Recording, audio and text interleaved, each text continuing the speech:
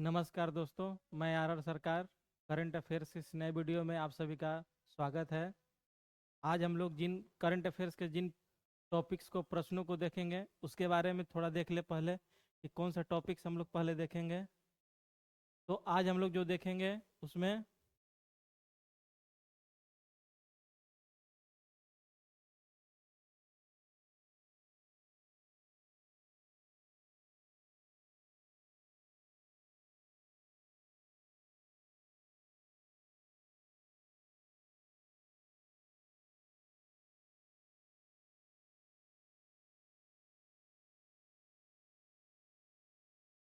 आज देखेंगे हम लोग थर्ड आईसीसी महिला चैंपियनशिप का विजेता कौन बना। ठीक है। जलवायु स्मार्ट कृषि वर्ष प्रदर्शन केंद्र कहाँ पर लगा। बायो बिटुमिन आधारित नेशनल हाईवे, बायो बिटुमिन आधारित नेशनल हाईवे कहाँ बना। डॉक्टर अंबेडकर सम्मान छात्रवृत्ति योजना क्या है। महिलाओं के T20, महिलाओं का जो T20 अंतर्राष्ट्रीय क्रिकेट हुआ उसका विजेता कौन बना है। उसके बाद चैंपियन चेस टूर फाइनल 2024 का विजेता कौन बना। डॉक्टर पियरे जिनका हाल ही में निधन हो गया है, फिलियोजेट, उनका निधन हो गया है, उनके बारे में जानेंगे कौन थे।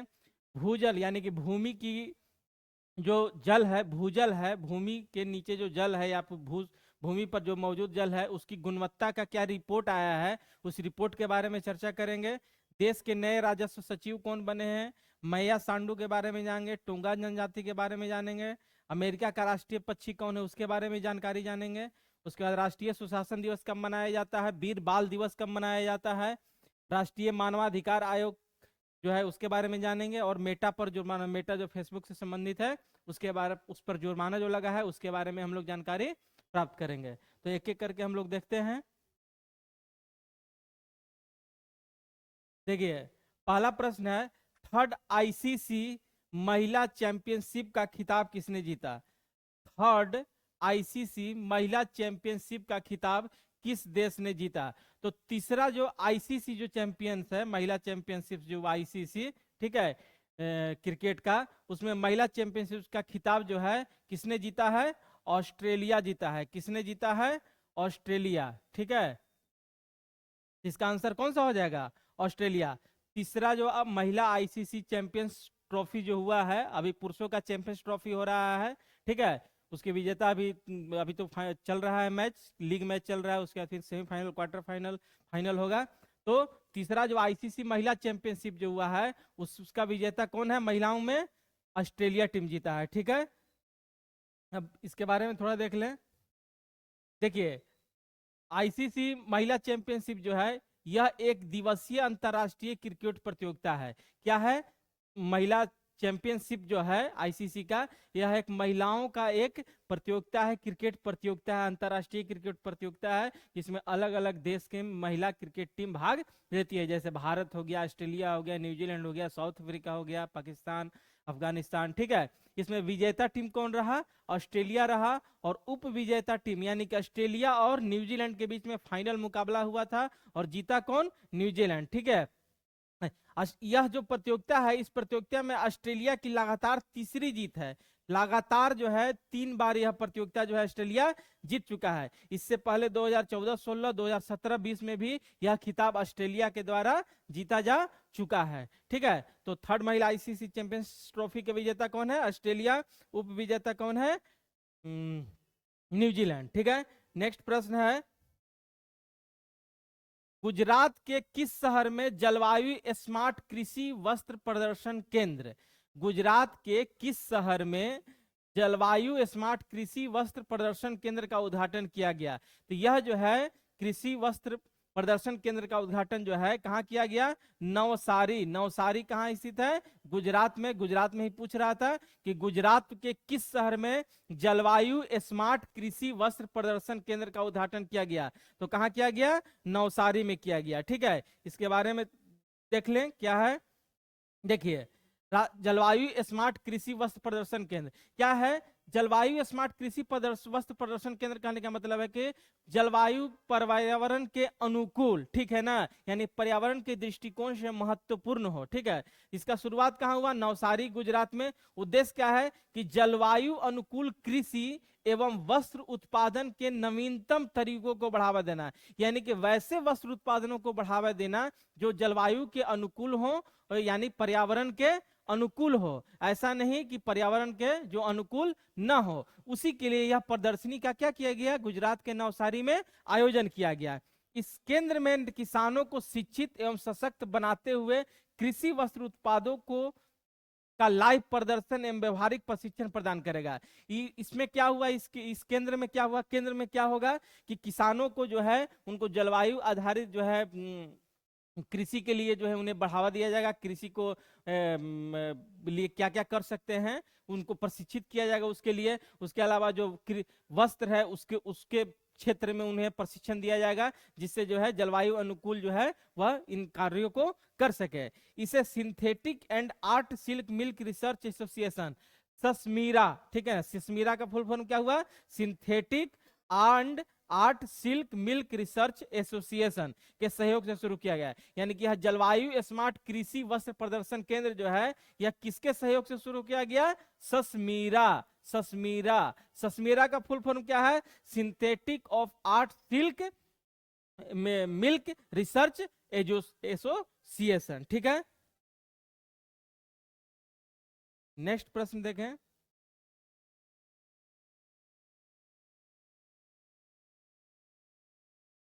देखिए प्रश्न है, भारत का पहला बायो बिटुमेन आधारित राष्ट्रीय राजमार्ग खंड का उद्घाटन किस राज्य में हुआ?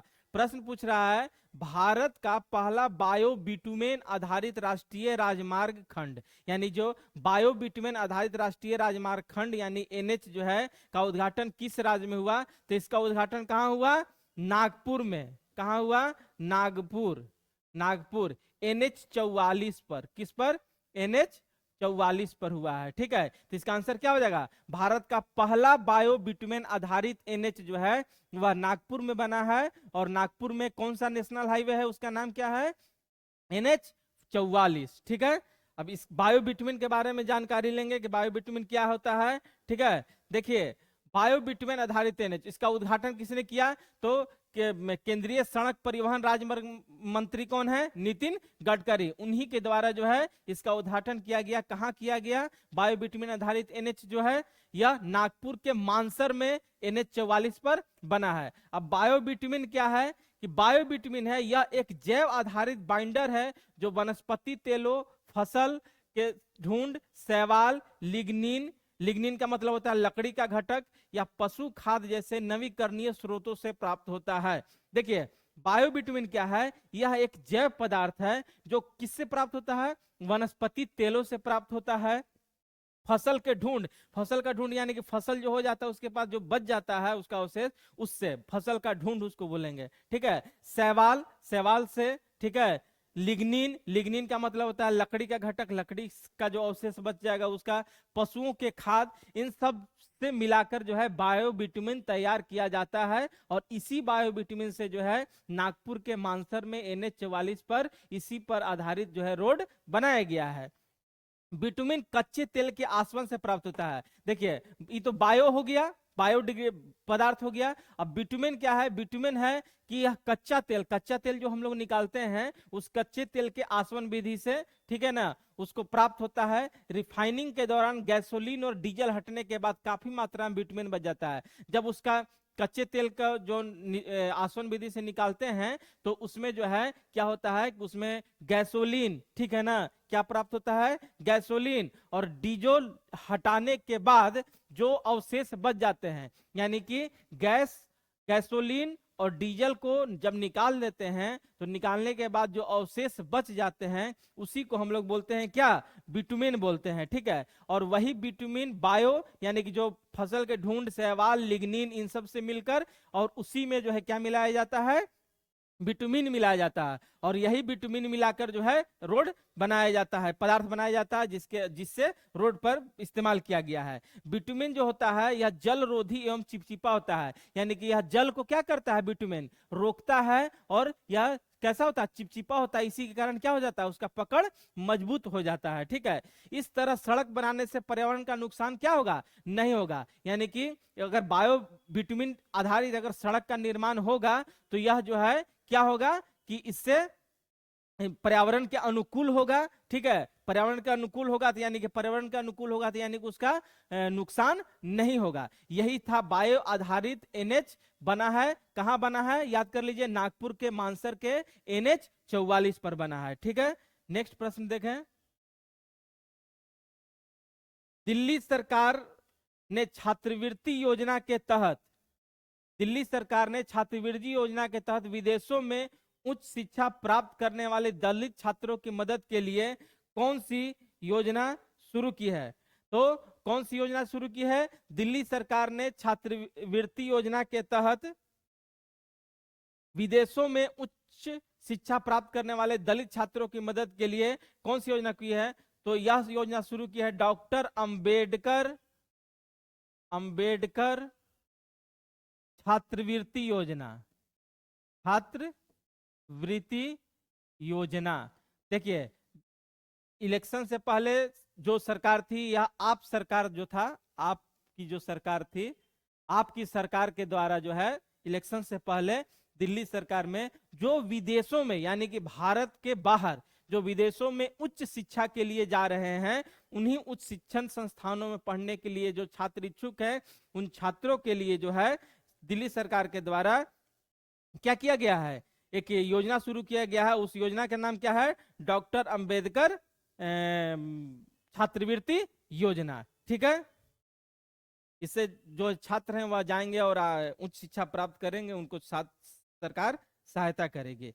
नेक्स्ट प्रश्न है, कौन सी भारतीय महिला खिलाड़ी ने T20 इंटरनेशनल क्रिकेट में सबसे तेज अर्धशतक बनाया है। देखिए महिलाओं के जो क्रिकेट होते हैं उन क्रिकेट में जो है T20 इंटरनेशनल क्रिकेट यानी T20 20-20 ओवर के जो अंतरराष्ट्रीय क्रिकेट प्रतियोगिता हुई है उसमें सबसे तेज अर्धशतक यानी अर्धशतक का मतलब 50 रन, सबसे तेज अर्धशतक जो है किसने बनाया है, भारत की हैं ऋचा घोष। किसने बनाया है, ऋचा घोष। तो इसका आंसर कौन सा हो जाएगा, कौन सी भारतीय महिला खिलाड़ी ने T20 इंटरनेशनल क्रिकेट में सबसे तेज अर्धशतक बनाया है, वह है कौन, ऋचा घोष है। ठीक है,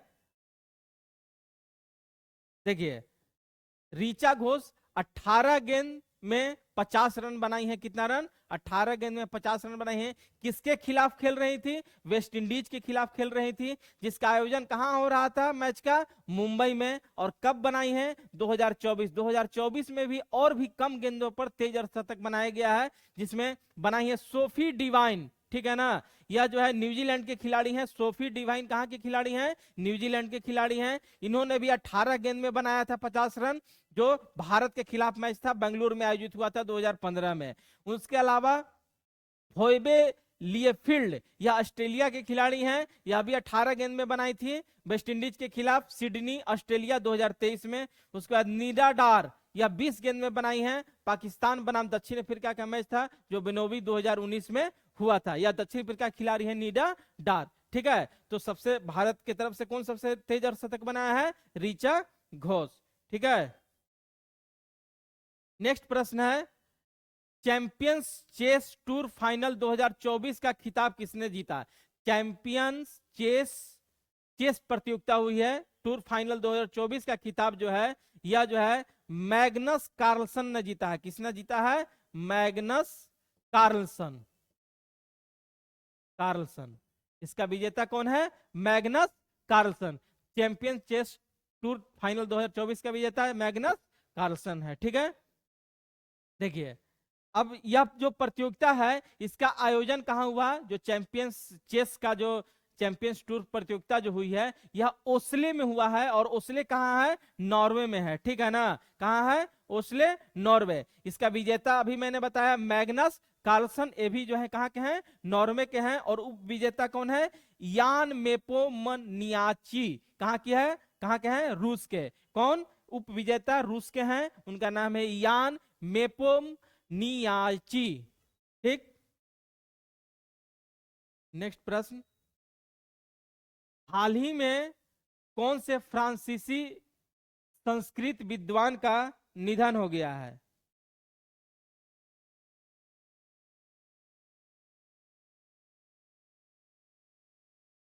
हाल ही में कौन से फ्रांसीसी संस्कृत विद्वान का निधन हो गया है? तो देखिए, फ्रांसीसी संस्कृत के फ्रांसीसी विद्वान थे डॉक्टर पी सिल्वेन, डॉक्टर पिनवरी सिल्वेन नाम है इनका, डॉक्टर पी सिल्वेन। हाल ही में कौन से फ्रांसीसी संस्कृत विद्वान, यानी कि यह फ्रांस के संस्कृत के विद्वान थे, उनका जो है निधन हो गया। उनका नाम क्या था? डॉक्टर पिल्वेरन सिल्वेन, ठीक है ना। फिली ओजेट, फिली ओजेट, क्या नाम है उनका? डॉक्टर पी सिल्वेन फिली ओजेट, ठीक है ना। यह जो है साहित्य व व्याकरण से संबंधित हैं, व्यक्ति थे, ठीक है ना। फ्रांसीसी थे, फ्रांसीसी मूल के वैज्ञानिक थे, फ्रांसीसी मूल के संस्कृत के विद्वान थे, ठीक है।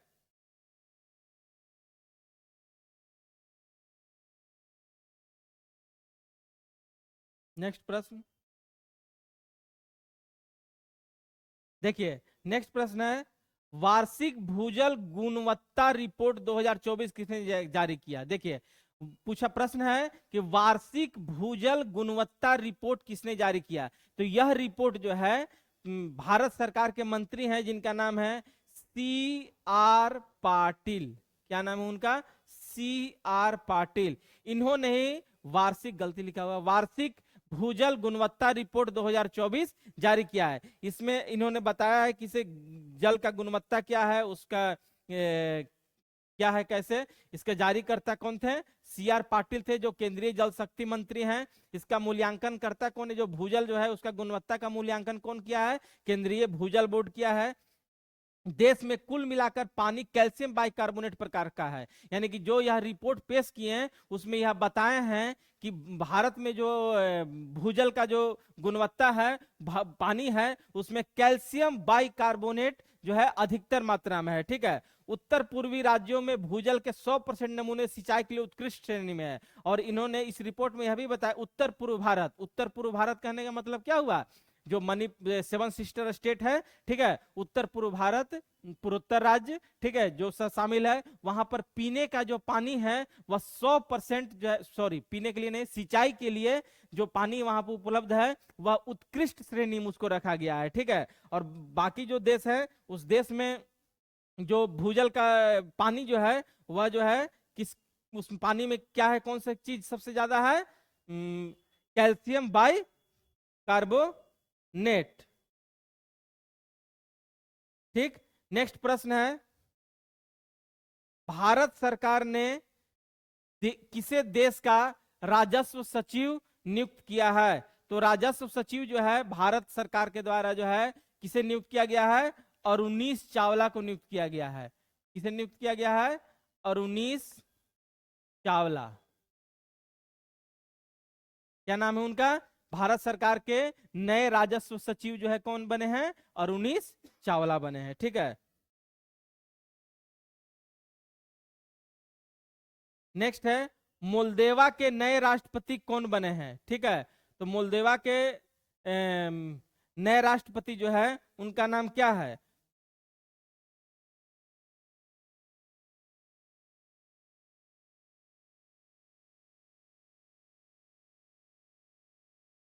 देखिए, क्या है प्रश्न? मोल्देवा के नए राष्ट्रपति का नाम क्या है? इनका नाम है मैया सांडो। क्या नाम है इनका? मैया सांडो। मोल्देवा के नए राष्ट्रपति बने हैं। वहां राष्ट्रपति का चुनाव हुआ है, राष्ट्रपति के चुनाव के बाद वह मैया सांडू वहां के राष्ट्रपति बने हैं। यह मोल्देवा के राष्ट्रपति बनी महिला हैं, मैया सांडू हैं। इनका यह दूसरा कार्यकाल है। यह पहला कार्यकाल पूरा करने के बाद जो है इनका दूसरा कार्यकाल है। जैसे भारत में महिला राष्ट्रपति हैं, उसी प्रकार मोल्डोवा में भी महिला राष्ट्रपति हैं। ठीक है, मोल्दोवा पूर्वी यूरोप का एक देश है जिसकी राजधानी चिसिनाउ एवं मुद्रा मोल्दोवन ल्यू है। क्या है इसकी राजधानी? कौन है? चिसिनाउ। क्या नाम है उसका? चिसिनाउ। चिसिनाउ। अब मुद्रा क्या है? मोल्दोवा है तो मोल्दोवन ल्यू। ठीक है, मोल्दोवन ल्यू। तो माया सेंडू जो है वहां की क्या है? राष्ट्रपति बनी है। नेक्स्ट प्रश्न।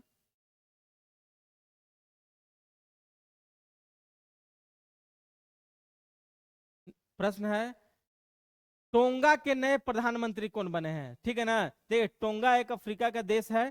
टोंगा के नए प्रधानमंत्री का नाम क्या है? आइसाके ब्लू इके। क्या नाम है उनका? आइसाके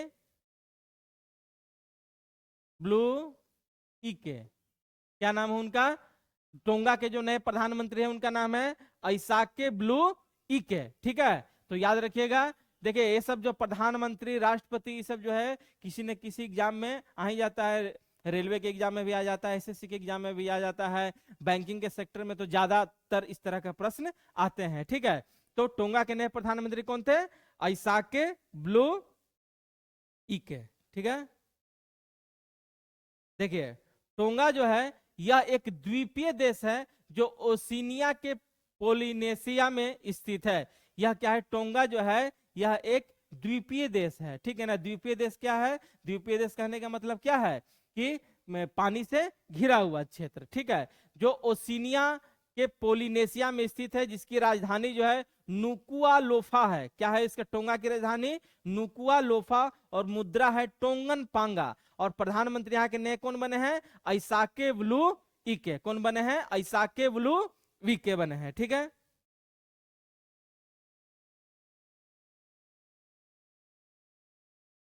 नेक्स्ट प्रश्न है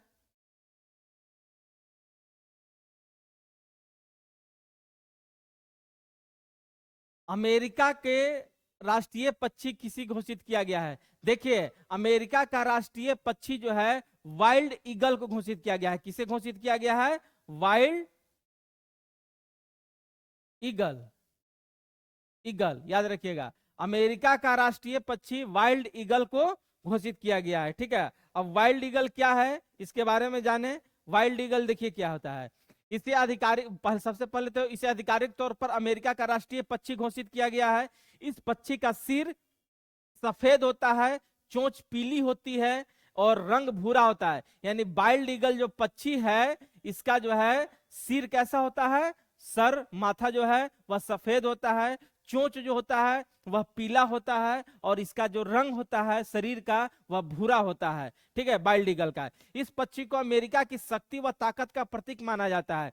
वाइल्ड ईगल जो पक्षी है इसे अमेरिका के शक्ति का प्रतीक माना जाता है। शक्ति व ताकत का प्रतीक। अमेरिका अपने आप को क्या कर समझता है? शक्तिशाली देश, ताकतवर देश समझता है। ठीक है, और है भी। ठीक है, तो यह उसी का प्रतीक माना गया वाइल्ड ईगल। यह पक्षी अमेरिका के मुहर पर भी स्थित है। यह पक्षी जो है, इस पक्षी का चित्र जो है वह अमेरिका का जो आधिकारिक मुहर है उस पर भी इसका चित्र अंकित है, जिसका आधिकारिक उपयोग वर्ष 1782 से हो रहा है। कब से हो रहा है? 1782 से। और इसकी घोषणा किसने किया है? अमेरिका के जो पूर्व राष्ट्रपति थे, कौन? Joe Biden. अभी अमेरिका के नए राष्ट्रपति कौन बने हैं?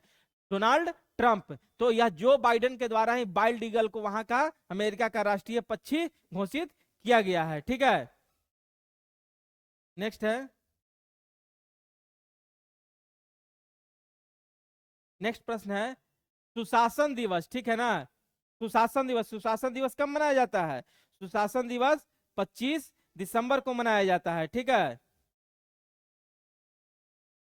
25 दिसंबर को मनाया जाता है सुशासन दिवस। तो प्रश्न पूछ रहा है कि 25 दिसंबर को राष्ट्रीय सुशासन दिवस मनाया जाता है। इसकी शुरुआत कब से की गई थी? तो देखिए जब प्रधानमंत्री नरेंद्र मोदी पहली बार प्रधानमंत्री के रूप में अपना कार्यकाल शुरू किए थे तब से ही। तो प्रधानमंत्री के रूप में अपना कार्यकाल कब से शुरू किए थे? वर्ष 2014 से। ठीक है, तो वर्ष 2014 से ही 25 दिसंबर को राष्ट्रीय सुशासन दिवस, और 25 दिसंबर को ही अटल बिहारी वाजपेयी का क्या है, जन्म दिवस है। और इसी जन्म दिवस के अवसर पर जो है भारत सरकार के द्वारा राष्ट्रीय सुशासन दिवस, सुशासन कहने का मतलब क्या होता है, सुशासन कहने का तात्पर्य यह होता है अच्छा शासन, ठीक है ना, यानी कि जिसमें नागरिकों को कोई परेशानी न हो, यानी कि एक तरह से शासन उनके हर काम को आसानी से करे, ठीक है ना, उनकी जो भी परेशानियां हैं उसको सोल्यूशन करे, सोल्व करे, हल करे, ठीक है। यही था क्या, सुशासन दिवस जो है कब से शुरू किया गया है, 2014 से शुरू किया गया है। इसी दिन क्या है, अटल बिहारी वाजपेयी का जन्म दिवस है। नेक्स्ट प्रश्न है, वीर बाल दिवस कब मनाया जाता है। तो वीर बाल दिवस कब मनाया जाता है, वीर बाल दिवस जो है 26 दिसंबर को मनाया जाता है। कब मनाया जाता है, वीर बाल दिवस 26 दिसंबर को मनाया जाता है। 26 दिसंबर। देखिए यह वीर बाल दिवस जो है यह क्या कहते हैं कि जो सिख थे, ठीक है ना, सिख के जो गुरु गोविंद सिंह थे उनके जो पुत्र थे उनके उनकी स्मृति में मनाया जाता है। उनके औरंगजेब के द्वारा जो है उन्हें क्या कर दिया गया था, चुनवा दिया गया था। और इसी के उपलक्ष्य में जो है वीर बाल दिवस जो है प्रत्येक वर्ष नरेंद्र मोदी सरकार के द्वारा जो है इसे घोषित किया गया है मनाने का 26 दिसंबर को, ठीक है। देखिए अब वीर बाल दिवस के बारे में थोड़ा जान ले, वीर बाल दिवस क्या होता है। देखिए 26 दिसंबर को राष्ट्रीय कार्यक्रम भारत मंडपम नई दिल्ली में आयोजित, यानी कि यह वीर बाल दिवस जो इस वर्ष मनाया गया 2024 में मनाया गया 26 दिसंबर 2024 को, यह जो है कहाँ मनाया गया, भारत मंडपम। भारत मंडपम कहाँ है, नई दिल्ली में स्थित है, ठीक है ना, वहीं पे इसका आयोजन हुआ। यह दिवस वीर साहिबजादा जोरावर सिंह फतेह सिंह की शहादत की स्मृति मनाया जाता है। यानी कि फतेह सिंह और जोरावर सिंह जो है यह औरंगजेब के द्वारा इस्लाम धर्म कबूल नहीं किए थे, इसी के कारण इन्हें जिंदा चुनवा दिया था। और इन्हीं की याद में जो है यह दिवस मनाने की घोषणा हुई। इन्हें जो है 1705 ईस्वी में इस्लाम धर्म नहीं अपनाने के कारण, जो उस समय क्या होता था कि जो इस्लाम धर्म नहीं अपनाता था उसको सजा दे दी जाती थी। तो औरंगजेब जो है इस्लाम धर्म नहीं अपनाने के कारण जोरावर सिंह और फतेह सिंह को औरंगजेब के द्वारा इन्हें दीवारों पर जिंदा चुनवा दिया गया था। इन दोनों के पिता सिख के 10वें गुरु कौन थे, गुरु गोविंद सिंह। गुरु गोविंद सिंह थे जिनका पटना का हरिमंदिर साहिब में जन्म हुआ है, ठीक है। इस अवसर पर पीएम नरेंद्र मोदी के द्वारा सुपोषित ग्राम पंचायत अभियान शुरू किया गया एवं राष्ट्रीय बाल पुरस्कार प्रदान किया गया। और इसी अवसर पर जो है प्रधानमंत्री के द्वारा जो है 2024 में सुपोषित ग्राम पंचायत का शुभारंभ हुआ। और जो वीरता का जो बालक में जो वीर हैं उन्हें यह पुरस्कार प्रदान किया गया, ठीक है। तो यह था वीर बाल दिवस, ठीक है। नेक्स्ट प्रश्न,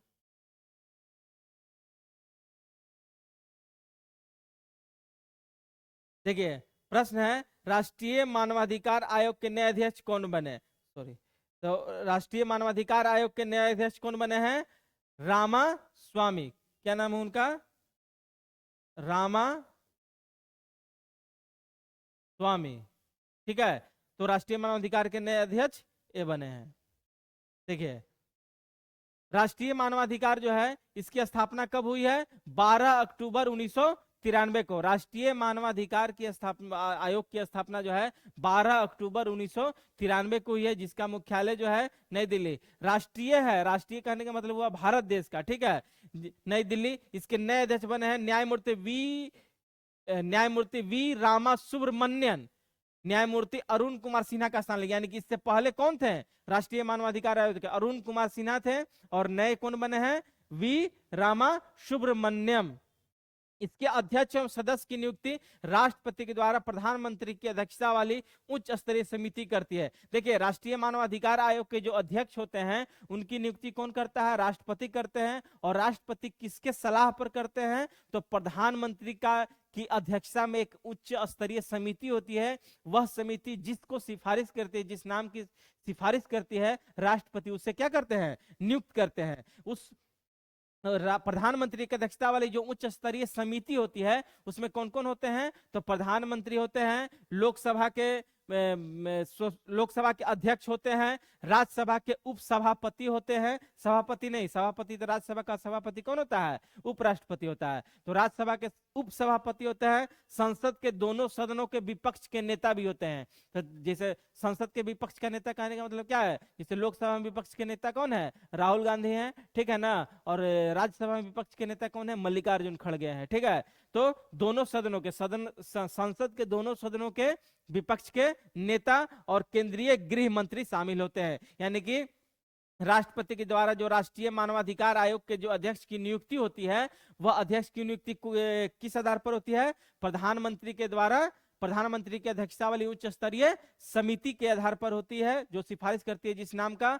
और वह नाम जो है उस समिति में कौन कौन से होते हैं? तो याद रखिए, प्रधानमंत्री होते हैं, गृह मंत्री होते हैं, उसके अलावा जो है दोनों सदनों के संसद के दोनों सदनों के विपक्ष के नेता होते हैं, ठीक है। और राज्यसभा के उपसभापति होते हैं और लोकसभा के अध्यक्ष होते हैं, जिसका कार्यकाल जो होता है, जिनका जो अध्यक्ष बनते हैं उनका कार्यकाल जो होता है 3 वर्ष का होता है, या 70 वर्ष की आयु जो भी पहले हो। यानी कि अगर उनकी आयु जो है 69 साल है तो वह 3 साल के लिए नहीं बनेंगे। ऐसा नहीं कि 69 साल के तो 70, 71, 72 साल तक बनेंगे, नहीं, वो 1 साल में रिटायर हो जाएंगे। 70 वर्ष या 3 वर्ष।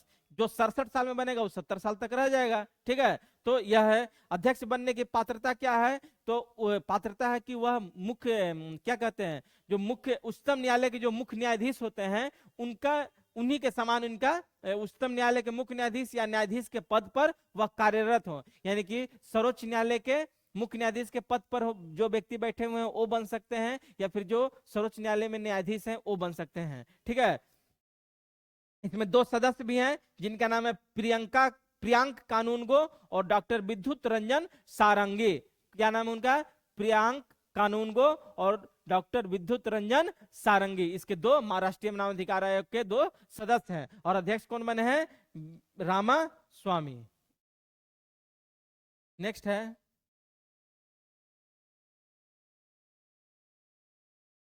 कौन सी संस्था ने मेटा पर 251 मिलियन यूरो का जुर्माना लगाया है?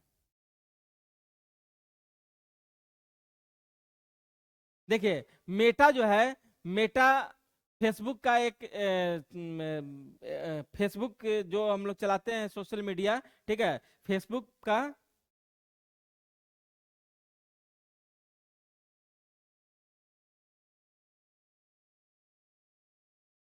हाँ, प्रश्न है कि कौन सी संस्था ने मेटा पर 251 मिलियन यूरो का जुर्माना लगाया है? तो यह संस्था जो है आयरलैंड की संस्था है। कहाँ की संस्था है? आयरलैंड की संस्था है। इसी ने मेटा पर जुर्माना लगाया है 251 मिलियन यूरो का, ठीक है। यह जो है क्या था, जो डेटा जो होता है उस डेटा का इसने उल्लंघन कर रहा था। यानी कि आयरलैंड के जो लोगों का जो डाटा था उस डाटा को इसने क्या किया? लीक कर दिया, या उसका जो डाटा से संबंधित जो नियम बने हुए हैं उस नियम का इसने पालन नहीं किया मेटा। इसी के कारण जो है आयरलैंड में इस पर जुर्माना लगा है, ठीक है।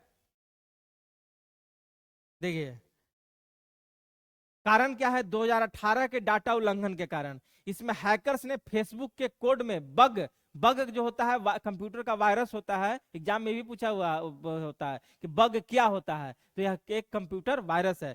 बग का फायदा उठाकर उपयोगकर्ताओं के खाते तक पहुंच हासिल कर ली। यानी कि देखते हैं कि आजकल जो है क्या क्या हो रहा है, मनी का फ्रॉड हो रहा है, ठीक है। लोगों के पास जो है अनवांटेड कॉल चले जाते हैं, उससे जो उनका पैसा खाते से खत्म हो जा रहा है। तो आयरलैंड में भी ऐसा ही हुआ था कि फेसबुक के कोड में वायरस भेज के जो है, जो वहां के जो लोग हैं उनका जो अकाउंट है, बैंक अकाउंट, उससे जो है वहां तक ये लोग पहुंच बना लिया था, ठीक है ना। इसी के कारण जो है आयरलैंड में इस पर डेटा प्रोटेक्शन कमीशन जो है, आयरलैंड का डेटा प्रोटेक्शन कमीशन जो वहां पर डेटा को सुरक्षित रखता है आयरलैंड में, उसने जो है इस पर 251 मिलियन डॉलर का, कितना का? 251 मिलियन डॉलर नहीं, यूरो का लगाया है फाइन, ठीक है।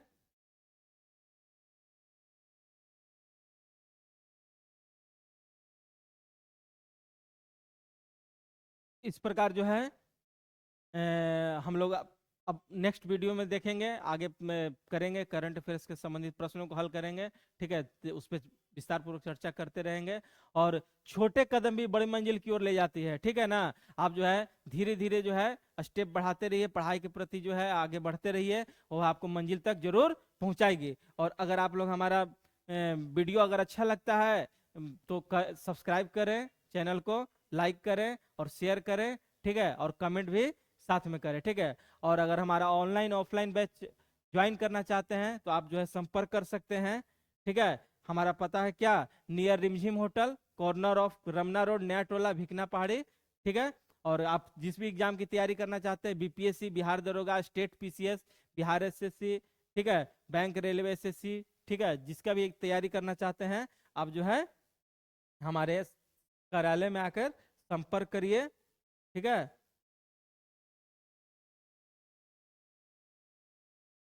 ठीक है, थैंक यू।